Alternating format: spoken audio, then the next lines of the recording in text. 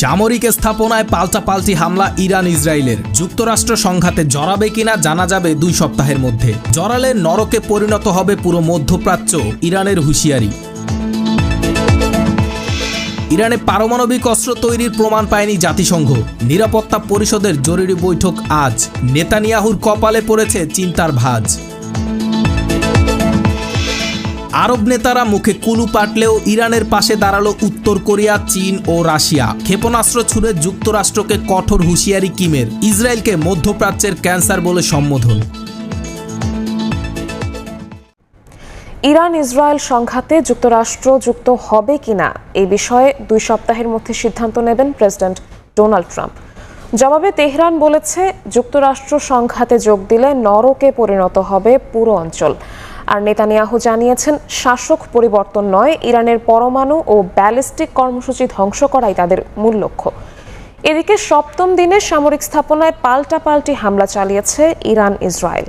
এতে ক্ষয়ক্ষতি বাড়ছে দুপক্ষেরই।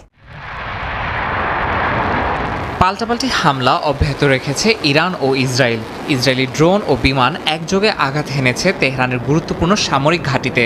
ইরানের অভ্যন্তরীণ নিরাপত্তা শাখার বিশেষ বাহিনীর সদর দফতর, সম্প্রচার কেন্দ্র ও গুরুত্বপূর্ণ ভবনে চালানো হয়েছে হামলা। ইসরায়েল বলছে, এসব স্থাপনায় তাদের জন্য কৌশলগত হুমকি। প্রতিটি হামলার লক্ষ্য ছিল ইরানকে দুর্বল করে দেয়া এবং পরমাণু কর্মসূচির সক্ষমতা ধ্বংস করা।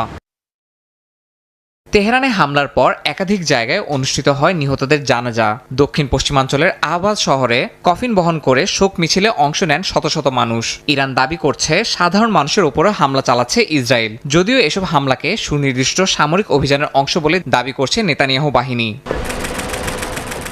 ইসরায়েলি হামলার জবাবে ক্ষেপণাস্ত্র ও শতাধিক ধরনের ড্রোন দিয়ে পাল্টা আঘাত এনেছে ইরানও। ইসরায়েলের একটি হাসপাতাল লক্ষ্যবস্তুতে পরিণত হয়েছে বলে জানিয়েছে আন্তর্জাতিক গণমাধ্যম। ইসরায়েলি বাহিনী দাবি করছে, ইরানের হামলায় সামরিক ঘাঁটি ছাড়াও বেসামরিক স্থাপনাও ক্ষতিগ্রস্ত হয়েছে। তবে এসব ভবন ঢাল হিসেবে ব্যবহার করছে বলে দাবি ইরানের। যুক্তরাষ্ট্র ইসরায়েলের হামলায় যোগ দিলে পুরো অঞ্চলে নেমে আসবে নরক, এমন হুঁশিয়ারি দিয়েছেন ইরানের উপপররাষ্ট্রমন্ত্রী। বিবিসিকে দেওয়া এক সাক্ষাৎকারে তিনি বলেন, এটি যুক্তরাষ্ট্রের যুদ্ধ নয়। তার মতে, যদি প্রেসিডেন্ট ট্রাম্প এতে জড়ান, তবে ইতিহাসে তিনি চিহ্নিত হবেন এমন এক নেতা হিসেবে যিনি এমন একটি যুদ্ধে পা রেখেছিলেন যার সঙ্গে তার দেশের স্বার্থের কোনো মিল ছিল না। এদিকে ইরানে হামলা চালাতে যুক্তরাষ্ট্রের পরিকল্পনায় অনুমোদন দিয়েছেন প্রেসিডেন্ট ডোনাল্ড ট্রাম্প। তবে হামলা শুরুর বিষয়ে এখনো চূড়ান্ত সিদ্ধান্ত নেননি তিনি। হোয়াইট হাউস জানিয়েছে, ইরানের বিষয়ে 2 সপ্তাহের মধ্যে সিদ্ধান্ত নেবেন ট্রাম্প। এরই মধ্যে মার্কিন প্রেসিডেন্টের বিশেষ দূত স্টিভ উইটকফ ও ইরানের পররাষ্ট্রমন্ত্রী আব্বাস আরাকচির মধ্যে কয়েক দফা ফোনালাপ হয়েছে। ইরান বলছে, যদি ইসরায়েল হামলা বন্ধ না করে, তারা পরমাণু আলোচনায় ফিরবে না। হোয়াইট হাউসের পক্ষ থেকে বলা হয়েছে, পরমাণু কর্মসূচি থামানোই ট্রাম্পের প্রধান লক্ষ্য। তবে প্রয়োজনে শক্তি প্রয়োগে পিছপা হবেন না তিনি।